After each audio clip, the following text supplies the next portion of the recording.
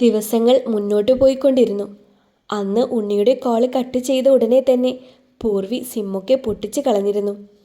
ആ സംസാരത്തോടെ അവൻ്റെ ശബ്ദത്തെ പോലും അവൾ വെറുത്തു പോയിരുന്നു. ശ്രീജെ, കുടിക്കാൻ കുറച്ച് വെള്ളമെടുത്തേ. ഇറയത്തെ ചാരുകസേരയിൽ ഇരുന്നു കൊണ്ട് ദിവാകരൻ വിളിച്ചു പറഞ്ഞു. ആ നേരം അയാൾ ചെറുതായി കിതയ്ക്കുന്നുണ്ടായിരുന്നു. അച്ഛൻ്റെ ശബ്ദം കേട്ടപ്പോൾ തന്നെ പൂർവി പുറത്തേക്ക് വന്നിരുന്നു. ആ, മോൾ ഇവിടെ ഇരിക്കേ, അച്ഛന് സംസാരിക്കാനുണ്ട്. അപ്പോഴേക്കും ശ്രീജ വെള്ളവും കൊണ്ട് വന്നിരുന്നു. അയാൾ ശ്രീജയുടെ കയ്യിൽ നിന്ന് വെള്ളം വാങ്ങി ഒറ്റ വലിക്ക് കുടിച്ചു. അതിൽ നിന്ന് തന്നെ അയാളെ എന്തോ കാര്യമായിട്ട് അലട്ടുന്നുണ്ടെന്ന് അവർക്ക് ഇരുവർക്കും മനസ്സിലായിരുന്നു. അയാളൊന്ന് ഓക്കെ ആയതിനു ശേഷം പൂർവിയോടായി പറഞ്ഞു, എൻ്റെ മോള് ഒന്നുകൊണ്ടും വിഷമിക്കരുത്. എന്ത് തന്നെ വന്നാലും ഈ അച്ഛനും അമ്മയും കൂടെ തന്നെയുണ്ട്. അത് കേൾക്കെ അവൾ അയാളെ നോക്കി ഒന്ന് പുഞ്ചിരിച്ചു. അതെനിക്കറിയാലോ അച്ഛാ, എൻ്റെ ധൈര്യം തന്നെ നിങ്ങളല്ലേ. നിങ്ങളുള്ളപ്പോൾ എനിക്കൊന്നും വരില്ലെന്നുള്ള ഉറച്ച വിശ്വാസം എനിക്കെപ്പോഴുമുണ്ട്. ഇത് കേൾക്കെ ദിവാകരൻ തൻ്റെ കയ്യിലിരുന്ന എൻവലപ്പ് എടുത്ത് അവൾക്ക് കൊടുത്തു. അവളത് അയാളുടെ കയ്യിൽ നിന്നും വാങ്ങിച്ച് പൊട്ടിച്ചു നോക്കി. അതിലെഴുതിയിരിക്കുന്നത് കാണെ അവളുടെ കൈകളൊന്ന് വിറച്ചുവെങ്കിലും ആ അച്ഛനും അമ്മയ്ക്കും മുന്നിൽ അവൾ ഉറച്ചു തന്നെ നിന്നു. അവളുടെ നിൽപ്പ് കണ്ട ശ്രീജയും അത് വാങ്ങി നോക്കി. എൻവലപ്പിനുള്ളിലെ ഡിവോഴ്സ് നോട്ടീസ് കാണെ ഇതുവരെ ഇല്ലാതിരുന്ന ഒരു ആന്തൽ ആ അമ്മയുടെ ഉള്ളിലൂടെ കടന്നുപോയി. മനസ്സിൽ ഒരുതരം വിങ്ങൽ വന്ന് നിറഞ്ഞു. എന്തൊക്കെയായാലും തൻ്റെ മകളുടെ ജീവിതം ഒരു കടലാസ് കഷ്ണത്തിൽ തീരാൻ പോകുന്നത് കാണെ വല്ലാത്തൊരു നോവ് അവരുടെ ഹൃദയത്തിലുണ്ടായി. പൂർവിയെപ്പോലെ അവർക്ക് അവരുടെ സങ്കടം പിടിച്ചു നിർത്താനായില്ല. കണ്ണുകൾ ഒഴുകിയിറങ്ങാൻ തുടങ്ങി. അത് കാണെ പൂർവി അവരെ കുറിപ്പിച്ചു നോക്കിക്കൊണ്ട് പറഞ്ഞു, അമ്മ എന്തിനാ കരയുന്നേ? എനിക്കില്ലല്ലോ വിഷമം. അമ്മയുടെ മോള് രക്ഷപ്പെടുകയല്ലേ ചെയ്തത്. പിന്നെ എന്തിനാ ഈ കരച്ചിലൊക്കെ? ദിവാകരൻ അറിയാമായിരുന്നു തൻ്റെ മകൾ അവളുടെ ഉള്ളിലെ സങ്കടം മറയ്ക്കാനാണ് ഈ പറയുന്നതെല്ലാമെന്ന്. എനിക്കൊരു വിഷമവുമില്ല അമ്മേ. എന്നെ മനസ്സിലാക്കാത്തവരുടെ കൂടെ ജീവിച്ചിട്ട് എന്ത് കിട്ടാനാ? കണ്ണീരും സങ്കടവും അല്ലാതെ വേറൊന്നും കിട്ടാൻ പോകുന്നില്ല. നമ്മുടെ ജീവിതം എപ്പോഴും കരഞ്ഞുകൊണ്ടിരിക്കേണ്ട ഒന്നാണോ? അത് കേട്ടപ്പോൾ ശ്രീജ അല്ലെന്ന രീതിയിൽ തലകുലുക്കി. എനിക്കെൻ്റെ അച്ഛനെ പോലത്തെ ഒരു ഭർത്താവിനെ വേണമെന്നായിരുന്നു ആഗ്രഹം. അമ്മയെ സ്നേഹം കൊണ്ട് മൂടുന്ന, സുഖത്തിലും ദുഃഖത്തിലും ചേർത്ത് പിടിക്കുന്ന ഒരാളെ. പക്ഷേ എന്തു ചെയ്യാം, വിധി ഇങ്ങനെയായിപ്പോയി. അവളൊരു നെടുവീർപ്പോടെ പറഞ്ഞു. പിന്നെ മോളെ, വേറൊരു കാര്യം കൂടിയുണ്ട്. കവലയിലൊക്കെ മൊത്തം പാട്ടാ. നീ കരാട്ടക്കാരിയാണെന്നാ വർത്താനം. അത് കേൾക്കെ കരഞ്ഞുകൊണ്ടിരുന്ന ശ്രീജയ്ക്ക് പോലും ചിരി വന്നു പോയി. നിന്റെ അമ്മായിയമ്മ. അത് കേൾക്കെ അവരെൻ്റെ അമ്മായിയമ്മയൊന്നും അല്ല എന്ന രീതിയിൽ പൂർവി അയാളെ കുറിപ്പിച്ചു നോക്കി. അത് കാണെ ദിവാകരൻ നാക്ക് കടിച്ചുകൊണ്ട് വേഗം തിരുത്തി പറഞ്ഞു, അല്ല, ഉണ്ണിയുടെ അമ്മ നിനക്ക് വേറെ കാമുകനുണ്ടെന്നുള്ള രീതിയിലാണ് നാട്ടിൽ പറഞ്ഞു പരത്തിയിരിക്കുന്നത്. അത് കേട്ടിട്ടും പൂർവിയുടെ ചുണ്ടിൽ പുഞ്ചിരിയായിരുന്നു.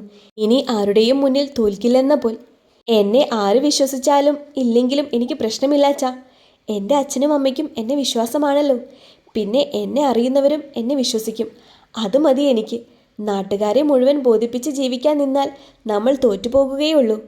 അല്ലെങ്കിൽ തന്നെ ഈ നാട്ടുകാരാണല്ലേ ഉണ്ണിയേട്ടനെ പറ്റി വാത്തോരാതെ പറഞ്ഞ് നല്ല ആലോചനയാണ് എന്ന്, നല്ല ചെക്കനാണ്, ചക്കിയാണ്, മാങ്ങയാണ് എന്നൊക്കെ. എന്നിട്ടെന്തായി? അത് കേൾക്കി ദിവാകരൻ അവൾ പറയുന്നത് ശരിയാണെന്ന പോലെ തലയനക്കി. പിന്നെ ഇത് അവർ തന്നില്ലെങ്കിലും ഞാൻ അങ്ങോട്ട് കൊടുക്കാനിരിക്കുകയായിരുന്നു. കയ്യിലുള്ള എൻവലപ്പ് ഉയർത്തിക്കാട്ടിക്കൊണ്ട് അവൾ അത് പറഞ്ഞു. ഈ സമയം ശ്രീയുടെ വീട്ടിൽ. ശ്രീ ജോലിക്കിറങ്ങാൻ പോകുന്ന സമയത്താണ് വേലക്കാരി ജാനകി അവൻ്റെ അമ്മയോട് പറയുന്നത് കേട്ടത്. നീ അറിഞ്ഞോ ഭാരതി? തെക്കേലെ ആ ദിവാകരൻ്റെ മോളിലെ പൂർവി, അവളുടെ ഭർത്താവ് അവളെ ഒഴിവാക്കിയെന്ന തരത്തിലാ നാട്ടിൽ മൊത്തം കേൾക്കുന്നത്. ആ പെണ്ണിന് വേറൊരു ചെക്കനുമായി ബന്ധമുണ്ടത്രേ. ഇത് കേൾക്കെ അവൻ്റെ ഹൃദയം ശക്തമായി മിടിക്കാൻ തുടങ്ങി. ഈ കാര്യം ചോദിക്കാൻ ചെന്ന ആ ഭർത്താവ് പയ്യനെ അവൾ അവൻ്റെ അമ്മയുടെ മുന്നിൽ വെച്ച് തന്നെ കൈനീട്ടി അടിച്ചു എന്നാ കേട്ടത്. അവരുടെ ഓരോ വാക്കുകളും കേൾക്കെ അവൻ ദേഷ്യത്തിൽ മുഷ്ടി ചുരുട്ടി. അപ്പോൾ തന്നെ അവൻ്റെ അമ്മ പറഞ്ഞു, ഏയ്, അതൊക്കെ ആൾക്കാർ വെറുതെ പറഞ്ഞുണ്ടാക്കുന്നതായിരിക്കും. അത് നല്ലൊരു മോളാണ്. ഞാൻ ഒരുപാട് തവണ കണ്ടിട്ടുണ്ട്. നല്ല അടക്കവും ഒതുക്കവുമുള്ള കുട്ടി. ആ മോള് ഇങ്ങനെയൊക്കെ ചെയ്യുമെന്ന് എനിക്ക് തോന്നുന്നില്ല. ശ്രീയുടെ അമ്മ ഒരു അയ്യോ പാവമാണ്. ഷേ, അത് നിങ്ങൾക്ക് തോന്നുന്നതല്ലേ? ഈ മിണ്ടാപ്പൂച്ചകൾ തന്നെയാണ് കലമുടയ്ക്കുന്നത്. അത് കേൾക്കെ ആ അമ്മ ചെറു നീരസത്തോടെ പറഞ്ഞു. നീ കണ്ടിട്ടൊന്നുമില്ലല്ലോ. വെറുതെ കാണാത്ത കാര്യങ്ങൾ അവർ പറഞ്ഞു ഇവർ പറഞ്ഞു എന്നൊന്നും പറഞ്ഞ് ഇവിടെ വന്ന് വിളമ്പണ്ട. അത് കേൾക്കെ അവർ പരിങ്ങിക്കൊണ്ട് എന്നാൽ പുച്ഛത്തോടെ പറഞ്ഞു, ഞാൻ പറഞ്ഞെന്നേ ഉള്ളൂ, നിങ്ങൾക്ക് വേണമെങ്കിൽ വിശ്വസിച്ചാൽ മതി. ഓ ആയിക്കോട്ടെ, നീ വേഗം നിന്റെ ബാക്കിയുള്ള ജോലി ചെയ്താട്ടെ. നിനക്ക് ഉച്ചയ്ക്ക് മുന്നേ പോണമെന്നല്ലേ പറഞ്ഞത്? ഭാരതി അതും പറഞ്ഞ് അവരെ കിച്ചണിലേക്ക് പറഞ്ഞു വിട്ടു. ഓരോ ഏഷണിയുമായി ഇറങ്ങിക്കൊള്ളും രാവിലെ തന്നെ. ഇതിനൊക്കെ എന്താ ഉഷാറ്? മര്യാദയ്ക്ക് ജോലി ചെയ്യാൻ പറഞ്ഞാലോ അപ്പോൾ വയ്യാതാകും. അവർ സ്വയം പിറുപിറുത്തുകൊണ്ട് അവരുടെ ജോലിയിലേക്ക് കടന്നു. ശ്രീയാണെ പൂർവിയുടെ കാര്യം ആരോട് ചോദിച്ചറിയുമെന്ന രീതിയിൽ വാലിന് തീപിടിച്ചതുപോലെ പുറത്തേക്ക് പാഞ്ഞിരുന്നു. പിറ്റേന്ന് ഉണ്ണിയുടെ വീട്ടിൽ ഗേറ്റ് കടന്ന് വരുന്ന ദിവാകരനെ കണ്ട് ഷോപ്പിലേക്ക് പോകാൻ വേണ്ടി ബൈക്കിൽ കയറാൻ ഒരുങ്ങുകയായിരുന്ന ഉണ്ണി അവിടെ തന്നെ നിന്നു. ആ നേരം ശിവനും കണ്ണനും അവിടെ ഉണ്ടായിരുന്നില്ല. കണ്ണൻ ജിമ്മിലേക്ക് പോയിരുന്നു. ഉണ്ണിമോൻ പുറത്തു തന്നെ ഉണ്ടല്ലോ, അപ്പോൾ വന്ന കാര്യം എളുപ്പമായി. ദിവാകരൻ്റെ സംസാരത്തിലെ പരിഹാസ ചുവ ഉണ്ണിക്ക് മനസ്സിലായിരുന്നു. ദാ പിടിച്ചോ, നീ കൊടുത്തു വിട്ടതിൽ എൻ്റെ മോള് ഒപ്പിട്ടിട്ടുണ്ട്. ഇനി എൻ്റെ മോളെ കൊണ്ട് നിനക്കൊരു ബുദ്ധിമുട്ടും ഉണ്ടാകില്ല. അതും പറഞ്ഞ് കയ്യിലുള്ള എൻവലപ്പ് അവൻ്റെ കയ്യിലേക്ക് വെച്ചു കൊടുത്തു. അവനൊരു സംശയത്തോടെ അയാളെയും തൻ്റെ കയ്യിലേക്ക് നോക്കി. എൻ്റെ കൈകൾ കൊണ്ട് തന്നെ ഇത് നിന്നെ ഏൽപ്പിക്കണമെന്ന് തോന്നി, അതാ ഞാൻ തന്നെ വന്നത്. എന്നാ വരട്ടെ. അതും പറഞ്ഞ് അയാൾ അവിടെ നിന്ന് തിരിഞ്ഞു നടന്നു. ഉണ്ണി ഒരു സംശയത്തോടെ അത് തുറന്നു നോക്കിയതേ.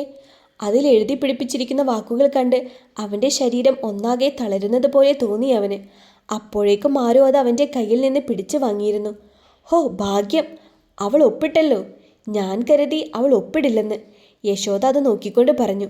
അത് കേൾക്കെ ഉണ്ണി ഞെട്ടലോടെ അമ്മയെ നോക്കി. അമ്മേ! ഉണ്ണി ദയനീയമായി അവരെ വിളിച്ചു. എന്താ എന്താ ഇതൊക്കെ? അമ്മയാണോ ഇതൊക്കെ ചെയ്തത്? അതെ, ഞാൻ തന്നെ. എന്തേ, നിനക്ക് വല്ലതും പറയാനുണ്ടോ? അത് ചോദിക്കുമ്പോൾ അവരുടെ മുഖം കടുത്തിരുന്നു. എനിക്ക് അവളെ വേണം അമ്മേ. എന്തു തന്നെ ആയാലും ഞാനിതിൽ ഒപ്പിട്ട് കൊടുക്കില്ല, ഉണ്ണി വീറോടെ പറഞ്ഞു. അത് കേൾക്കെ യശോദയുടെ ഭാവം മാറാൻ തുടങ്ങി. എന്തുകൊണ്ട് പറ്റില്ല? അവൾക്ക് നിന്നെ വേണ്ടാത്തത് കൊണ്ടല്ലേ അവൾ ഒപ്പിട്ട് തന്നത്. നീ ഇതിൽ ഒപ്പിട്ടില്ലെങ്കിൽ എല്ലാവരുടെയും മുന്നിൽ ഈ അമ്മ തലകുനിക്കേണ്ടി വരും. അത് നിനക്ക് കാണണോ? അവർ ഉണ്ണിയെ പിടിച്ചു കുലുക്കിക്കൊണ്ടായിരുന്നു അത് ചോദിച്ചത്. അത് കേൾക്കെ ഉണ്ണി ആകെ ധർമ്മസങ്കടത്തിലായി. പക്ഷേ ഇനിയും മിണ്ടാതിരുന്നാൽ തനിക്ക് എന്നേക്കുമായി പൂർവിയെ നഷ്ടപ്പെടുമെന്ന് തോന്നിയതിനാൽ അവൻ അമ്മയോട് പറഞ്ഞു, നമ്മൾ പരസ്പരം സംസാരിച്ചാൽ തീരാവുന്ന പ്രശ്നമേ ഇവിടെ ഉണ്ടായിട്ടുള്ളൂ എന്ന് കരുതി അമ്മ എന്തിനാ വേഗം എന്നോട് ചോദിക്കാതെ ഡിവോഴ്സ് നോട്ടീസ് അയച്ചത്? അവൻ യശോദയുടെ മുഖത്ത് നോക്കാതെയാണ് അത് പറഞ്ഞത്. ഓഹോ, അപ്പോൾ അങ്ങനെയാണോ? നിനക്ക് എന്നേക്കാൾ വലുത് അവളാണോ? യശോദ തളർന്ന സ്വരത്തോടെ അതും പറഞ്ഞ് പിറകോട്ട് വീഴാൻ ഒരുങ്ങി. അത് കാണെ ഉണ്ണി ഞെട്ടലോടെ അവരെ പിടിക്കാൻ ഒരുങ്ങി. അത് കാണെ യശോദ അവൻ്റെ കൈ തട്ടി മാറ്റിയിരുന്നു. വേണ്ട, എന്നെ ആരും പിടിക്കണ്ട. എൻ്റെ വാക്കിന് ഇവിടെ ആർക്കും ഒരു വിലയുമില്ല. അത് പറയലും യശോദ നിലത്തേക്ക് തളർന്നു വീണിരുന്നു. അമ്മേ! ഉണ്ണി അലറിക്കൊണ്ട് അവരെ വേഗം താങ്ങി പിടിച്ചു. അപ്പോഴേക്കും അവരുടെ ബോധം പോയിരുന്നു. പുറത്തെ ബഹളം കേട്ട് പാർവും ഓടിയെത്തിയിരുന്നു. അയ്യോ, അമ്മയ്ക്ക് എന്താ പറ്റിയത്? പക്ഷേ ഉണ്ണി അവളെ ശ്രദ്ധിക്കാതെ വെപ്രാളത്തോടെ യശോദയെ കയ്യിലെടുത്ത് അകത്തേക്ക് നടന്നു. പാറു, വേഗം വെള്ളമെടുത്തിട്ട് വാ. അവരെ സെറ്റിയിൽ കിടത്തിയതിന് ശേഷം അവൻ പാറുവിനോടായി പറഞ്ഞു. അത് കേൾക്കേണ്ട താമസം പാറു കിച്ചണിൽ ചെന്ന് വെള്ളമെടുത്ത് കൊണ്ടുവന്നു. ഉണ്ണി അത് കയ്യിൽ വാങ്ങി അവരുടെ മുഖത്തേക്ക് കുടഞ്ഞു. വെള്ളം കുടിഞ്ഞ നേരം യശോദ കണ്ണ് ചിമ്മി തുറന്നു. അപ്പോഴും അവരുടെ മുഖത്ത് വല്ലാത്ത തളർച്ചയുണ്ടായിരുന്നു. അത് കാണി ഉണ്ണി വേഗം റൂമിൽ പോയി ടാബ്ലറ്റ് എടുത്ത് കൊണ്ടുവന്ന് കൊടുത്തു. എന്നാൽ യശോദ അത് തട്ടിക്കളഞ്ഞുകൊണ്ട് പറഞ്ഞു, എനിക്ക് വേണ്ട. എനിക്ക് എന്ത് പറ്റിയാലും നിങ്ങൾക്കൊന്നും ഒരു പ്രശ്നവുമില്ലല്ലോ. അതുകൊണ്ടല്ലേ നീ ആ ഉരുമ്പിട്ടവൾക്ക് വേണ്ടി എന്നോട് തർക്കിക്കുന്നത്? അവരുടെ സംസാരം കേൾക്കെ എന്താ സംഭവിക്കുന്നതറിയാതെ പാറു ഇരുവരെയും മാറി മാറി നോക്കി. അമ്മേ, ഇത് ചെറിയ കാര്യമല്ല, എൻ്റെ ജീവിതമാണ്, ഉണ്ണി ദയനീയമായി പറഞ്ഞു. നിനക്ക് എന്നേക്കാൾ വലുത് അപ്പോഴും അവൾ തന്നെയാണല്ലേ. എന്നാ ഞാൻ മരിച്ചാലും നിനക്ക് പ്രശ്നമല്ലല്ലോ. അതും പറഞ്ഞവർ കിതയ്ക്കാൻ തുടങ്ങി. അവരുടെ നെറ്റിയിൽ നിന്നെല്ലാം വിയർപ്പ് തുള്ളികൾ ഒഴുകിയിറങ്ങി. അത് കാണെ ഉണ്ണി നന്നായി ഭയന്നു. അമ്മ, ഇത് കഴിക്കേ. അവൻ വേഗം താഴെ കിടന്ന ടാബ്ലറ്റ് എടുത്ത് അവരുടെ വായിൽ വെച്ച് കൊടുക്കാനൊരുങ്ങി. വേണ്ട. അവരത് കഴിക്കാൻ തലകുലുക്കിക്കൊണ്ട് വിസമ്മതിച്ചു. ഞാൻ മരിച്ചാലും സാരമില്ല, നീ അതിൽ ഒപ്പിടാതെ ഞാനിനി മരുന്നൊന്നും കഴിക്കില്ല. അത് കേൾക്കെ ഉണ്ണി വളരെ ദയനീയമായി അവരെ നോക്കി. യശോദയുടെ അവസ്ഥ വളരെ മോശമാകുന്നത് കാണെ അവൻ വേഗം വിളിച്ചു പറഞ്ഞു. വേണ്ടമ്മേ, ഞാൻ ഒപ്പിട്ടോളാം. എനിക്ക് അവളെ വേണ്ട. എൻ്റെ അമ്മയാണ് എനിക്ക് വലുത്. അത് കേൾക്കെ യശോദയുടെ മുഖത്ത് ഒരു ഗൂഢമായ ചിരി വിരിഞ്ഞു. ഉണ്ണി കണ്ടില്ലെങ്കിലും പാറു അത് വ്യക്തമായി കണ്ടിരുന്നു. അതോടെ അവൾക്ക് കാര്യങ്ങൾ ഏകദേശം മനസ്സിലായിരുന്നു. അവളുടെ കൈമുഷ്ടി ദേഷ്യത്താൽ ചുരുണ്ടു. എന്നാൽ താൻ ഇപ്പോൾ എന്ത് ചെയ്താലും നല്ല പിള്ള ചമയാനുള്ള ശ്രമമായേ കണ്ണേട്ടൻ കരുതൂ എന്നവൾക്കറിയാമായിരുന്നു. എന്തിരുന്നാലും തൻ്റെ കൂടപ്പിറപ്പിൻ്റെയും തൻ്റെയും ജീവിതം ഇങ്ങനെയെല്ലാം ആകാൻ കാരണം അവരാണെന്ന ബോധ്യം പാറുവിലുണ്ടാക്കിയ വെറുപ്പ് ചെറുതല്ല. താൻ പൂർവിയോട് ചെയ്തു പോയ തെറ്റിന് പ്രായശ്ചിത്തം ചെയ്യാൻ അവൾ വല്ലാതെ ആഗ്രഹിച്ചു. എന്തോ ചിന്തിച്ചുറപ്പിച്ച അവളുടെ ചുണ്ടിലും ഉണ്ടായിരുന്നു യശോദയോടുള്ള വെറുപ്പാലും ദേഷ്യത്താലും നിറഞ്ഞ ഒരു പുച്ഛച്ചിരി. എന്നാൽ ഇപ്പോൾ ഈ നിമിഷം എൻ്റെ മുന്നിൽ വെച്ച് തന്നെ നീ ഈ പേപ്പറിൽ ഒപ്പിടണം. അത് കേൾക്കെ അവൻ രണ്ടും കൽപ്പിച്ച് തൻ്റെ മുന്നിലിരുന്ന ഡിവോഴ്സ് പേപ്പറിൽ വെപ്രാളത്തോടെ ഒപ്പിട്ടു.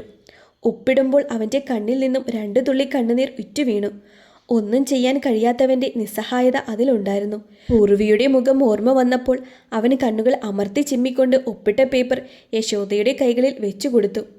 ഇതാ ഞാൻ ഒപ്പിട്ടു. അമ്മ ഇനിയെങ്കിലും ഈ ടാബ്ലറ്റ് കഴിക്ക്. അതും പറഞ്ഞ് അവരുടെ വായിലേക്ക് ടാബ്ലറ്റ് വെച്ചു കൊടുത്തു. ആ പേപ്പർ മുറുകെ പിടിച്ചുകൊണ്ട് അവർ ആ ടാബ്ലറ്റ് കഴിച്ചു. മോൻ ഇന്നു തന്നെ ചെന്ന് ഇത് വക്കീലിനെ ഏൽപ്പിക്കണം. എൻ്റെ മോൻ്റെ നല്ലതിന് വേണ്ടിയാ ഈ അമ്മ ഇതൊക്കെ ചെയ്യുന്നത്. അവളെൻ്റെ മോന് ചേർന്നതല്ല മോനെ. അത് കേൾക്കെ പാറുവിൻ്റെ കണ്ണുകൾ ചുവന്നു. ദേഷ്യം അതിൻ്റെ ഉച്ചസ്ഥായിലെത്തി. അവൾ മനസ്സിൽ പറഞ്ഞു, അതെ, നിനക്കെൻ്റെ അനിയത്തി ചേരില്ല. അവൾക്ക് നല്ല നട്ടലുള്ള ആണുങ്ങളെ ചേരൂ. നിങ്ങൾ തള്ളയും മോനെയും ഞാൻ അനുഭവിപ്പിക്കും. എൻ്റെ അനിയത്തിയുടെ ജീവിതം ഈ വിധമാക്കിയതിൽ ഒരു വലിയ പങ്ക് എനിക്കുമുണ്ട്. അതിന് പ്രായശ്ചിത്തമായി എൻ്റെ ജീവിതം പോയാലും ഞാൻ സഹിക്കും. ഇനിയും സ്വാർത്ഥയാവാൻ എനിക്ക് പറ്റില്ല. അവൾ എന്നോട് ക്ഷമിച്ചാലും സ്വയം എനിക്കൊരു ആത്മസംതൃപ്തി കിട്ടണമെങ്കിൽ നിങ്ങൾ അവളുടെ കാല് പിടിച്ച് കരഞ്ഞ് അപേക്ഷിക്കുന്നത് എനിക്ക് കാണണം. അതിനുവേണ്ടി ഞാൻ ഇനി എന്തും ചെയ്യും. ഇതേ സമയം ദിവാകരൻ പൂർവിയോടായി ചോദിച്ചു, മോളെ, ഇനി എന്താ നിന്റെ പ്ലാൻ? ഇങ്ങനെ ചുമ്മാ ഇരിക്കാനാണോ ഭാവം? ഇനി മുന്നോട്ടുള്ള നിന്റെ തീരുമാനം എന്താ? വീട്ടിൽ തന്നെ കുത്തിയിരിക്കാൻ ഞാൻ ഉദ്ദേശിച്ചിട്ടില്ല അച്ഛാ. ഒരു പെണ്ണിന് കല്യാണത്തേക്കാൾ ആദ്യം വേണ്ടത് അറിവും ജോലിയുമാണ്. അതുണ്ടെങ്കിലേ പെണ്ണിന് ആരുടെ മുന്നിലും തലകുനിക്കാതെ പിടിച്ചു നിൽക്കാൻ കഴിയൂ. എനിക്ക് പറ്റിയത് അതാണ്. ജോലിയൊന്നും ആകാതെ വേഗം ഒരു കല്യാണത്തിലേക്ക് എടുത്തു ചാടിയത്. അത് കേൾക്കെ ദിവാകരൻ്റെയും ശ്രീജയുടെയും മുഖം മങ്ങി. തങ്ങളാണ് അവളെ ഇത്രയും വേഗം ഒരു കല്യാണത്തിന് നിർബന്ധിച്ചത്. കല്യാണശേഷം അവൾ നല്ലതുപോലെ ജീവിക്കും, സന്തോഷവതിയായിരിക്കുമെന്ന് വിചാരിച്ചു. എന്നാൽ മോൾക്കിനി എന്ത് ചെയ്യാനാ അപ്പോൾ താല്പര്യം? ഡിഗ്രി സർട്ടിഫിക്കറ്റ് മാത്രം കൊണ്ട് ഇക്കാലത്ത് വലിയ പ്രയോജനമില്ല. തുടർന്ന് പഠിക്കാനുള്ള ഒരു മാനസികാവസ്ഥയിലുമല്ല ഞാനിപ്പോൾ. പിന്നെ മോൾ എന്താ ഉദ്ദേശിക്കുന്നേ? അവൾ പറയുന്നത് കേൾക്കെ ദിവാകരൻ സംശയത്തോടെ ചോദിച്ചു. ഞാനൊരു ചെറിയ ബിസിനസ്സിനെ പറ്റി ചിന്തിക്കുവാണ് അച്ഛാ. ഒരു തയ്യൽ കട പോലെ. കല്യാണത്തിന് മുൻപ് ഞാൻ നമ്മുടെ പരിചയക്കാർക്കെല്ലാം തയ്ച്ചു കൊടുക്കുമായിരുന്നല്ലോ. അതൊരു ചെറിയ കടയായിട്ട് തുടങ്ങിയാലോ എന്ന് ആലോചിക്കുവാൻ ഞാൻ. നമ്മുടെ ഈ വശത്ത് പൊതുവെ തയ്യൽക്കടക്കാരില്ല. എന്താ അച്ഛൻ്റെ അഭിപ്രായം? അത് നല്ല കാര്യമാ മോളെ. നീ ചെയ്തു കൊടുത്തിട്ടുള്ള വർക്കിനെല്ലാം നല്ല അഭിപ്രായങ്ങൾ കേട്ടിട്ടുള്ളതല്ലേ. നമുക്ക് തയ്യൽക്കട മാത്രമാക്കേണ്ട, ചെറിയൊരു ബൊട്ടീക്ക് പോലെ തുടങ്ങാം. എന്ത് പറയുന്നു? ദിവാകരൻ അയാളുടെ അഭിപ്രായം പറഞ്ഞു. പക്ഷേ അങ്ങനെ തുടങ്ങാൻ കുറേ ചിലവില്ലേ അച്ഛാ? അതൊക്കെ അവൾ മങ്ങിയ മുഖത്തോടെ പറഞ്ഞു. അതൊന്നും നീ അറിയണ്ട. സ്വന്തം മക്കൾക്കല്ലാതെ ആർക്ക് വേണ്ടിയാ ഞങ്ങൾ പണം മുടക്കേണ്ടത്? ചിലവിൻ്റെ കാര്യം ഓർത്ത് ഒരു വിഷമവും മോൾക്ക് വേണ്ട. അതൊക്കെ അച്ഛനും അമ്മയും നോക്കിക്കോളാം. നിന്നെ തോൽപ്പിക്കാൻ നോക്കിയവരുടെ മുന്നിൽ നീ തല ഉയർത്തി തന്നെ നടക്കണം. അത് കേൾക്കെ പൂർവിയുടെ കണ്ണുകൾ സന്തോഷത്താൽ നിറഞ്ഞു.